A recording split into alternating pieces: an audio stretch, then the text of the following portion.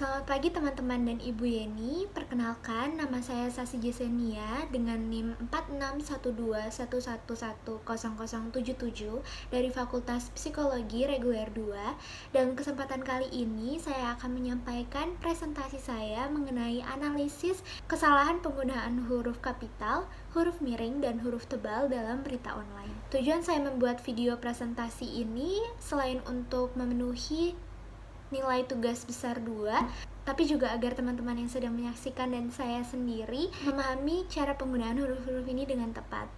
Selain itu, saya juga berharap video ini dapat menyadarkan kita akan pentingnya detail-detail yang kecil yang mungkin orang lain lihat sepele, tapi sangat berpengaruh pada berita atau informasi yang akan kita sampaikan nanti. Karena seperti yang kita ketahui ya, berita itu akan dibaca oleh orang dari berbagai macam kalangan, mulai dari pelajar, orang dewasa, bahkan lansia pasti juga akan membaca berita. Jadi kita mau informasi yang kita sampaikan itu bisa tersampaikan dengan baik. Dan saya harap ini bisa menjadi evaluasi agar kita tidak mengulangi kesalahan yang sama. Baik, kalau begitu dimohon perhatiannya. Selamat menyaksikan. Baik, yang pertama akan kita bahas di sini adalah huruf kapital atau yang sering kita lihat sebagai huruf yang lebih besar ya daripada huruf yang biasanya. Nah, menurut KBBI sendiri, arti dari huruf kapital adalah huruf yang berukuran dan berbentuk khusus atau lebih besar daripada huruf biasanya. Nah, biasanya mungkin kita sering melihat huruf ini terdapat pada awal kalimat, nama seseorang, nama tempat, dan banyak lagi ya. Tapi mungkin yang jarang orang ketahui biasanya juga huruf kapital ini digunakan pada awal kutipan langsung. Jadi semisal ada di sebuah novel atau buku, ada seseorang berbicara secara langsung dan kata-kata itu akan dikutip. Setelah tanda kutip itu akan diberikan huruf kapital atau huruf besar. Nah, dalam berita online di laman Kontan ID mengenai fenomena astronomi yang akan hadir bulan Juli 2022, di sini saya menemukan kekeliruan penggunaan huruf kapital dan penulisan huruf kapital yang tidak konsisten. Seperti apa contohnya? Seperti ini. Jadi di dalam berita tersebut ada kalimat fenomena bulan purnama super ini akan terjadi pada tanggal 13 Juli pukul 2.37. Nah, pada kalimat ini, kata bulan diawali dengan huruf besar atau huruf kapital ya, bulan, B. Nah, setelah itu ada kalimat selanjutnya yaitu pada pukul 5:06 pagi, bulan akan memasuki Berich. Nah, dalam kalimat ini, kata bulan tidak diawali dengan huruf besar. Jadi yang mana yang benar? Informasi yang saya dapatkan dari beritagar.com, ternyata nama benda-benda langit seperti bumi, bulan, matahari, nama-nama planet lain, Mars, Venus, dan sebagainya, kalau ditulis dalam konteks astronomi, memang seharusnya menggunakan huruf besar, karena kata-kata itu adalah nama dari benda langit. Jadi perlu diawali dengan huruf besar. Namun berbeda kalau benda langit itu hanya sebagai istilah, maka akan diawali dengan huruf kecil. Seperti itu. Selanjutnya, kita akan membahas tentang huruf miring atau yang biasa kita kenal dalam Word adalah italic. Biasanya italic ini digunakan untuk mengutip judul, mengutip buku, nama ilmiah, nama koran, ataupun link dan website sumber seperti itu.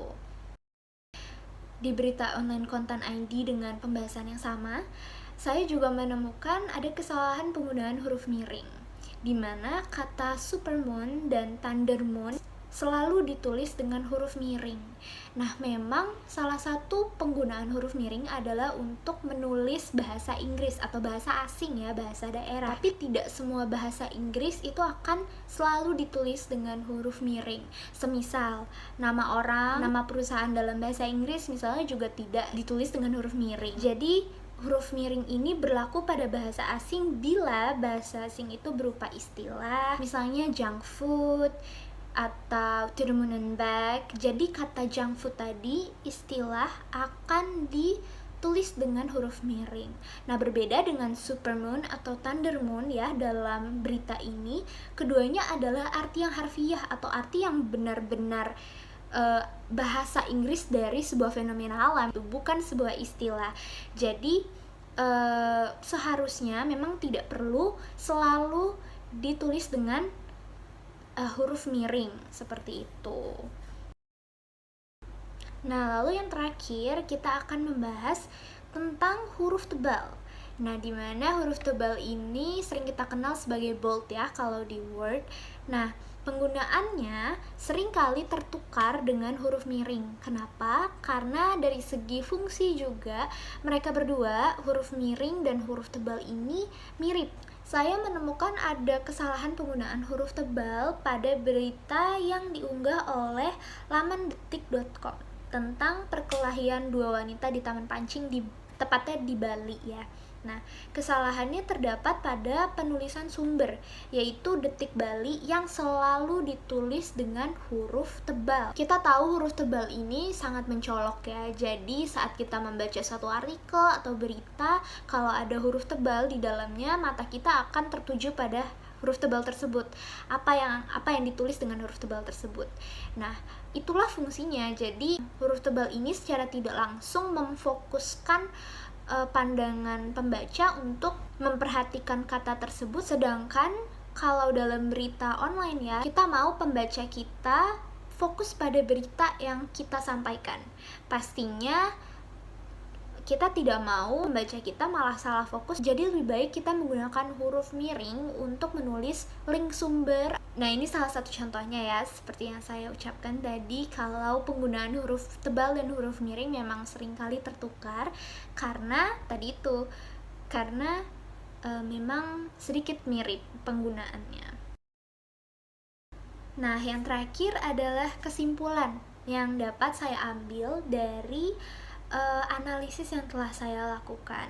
Nah, memang detail-detail kecil seperti bentuk huruf ini seringkali dianggap sepele ya, maka mungkin tidak terlalu diperhatikan keberadaannya, tapi ternyata mengandung arti yang cukup kompleks, jadi kesalahannya bisa merubah makna dari satu kata. Lalu saran yang dapat saya berikan, kalau kita ingin menulis, khususnya menulis berita ya, kita harus meriset beberapa hal secara terperinci. Contoh, kita harus benar-benar mengerti informasi yang akan kita berikan. Kita juga bisa lebih mencari tahu lagi, menggali lebih dalam lagi penggunaan huruf kapital, huruf miring, dan huruf tebal dalam penulisan berita kita. Seperti dalam situasi apa saya bisa menggunakan huruf kapital, huruf miring, dan huruf tebal tersebut. Maka sekian yang dapat saya sampaikan. Apabila ada kesalahan kata atau tindakan yang kurang berkenan, saya mohon maaf. Terima kasih atas perhatiannya. Selamat pagi.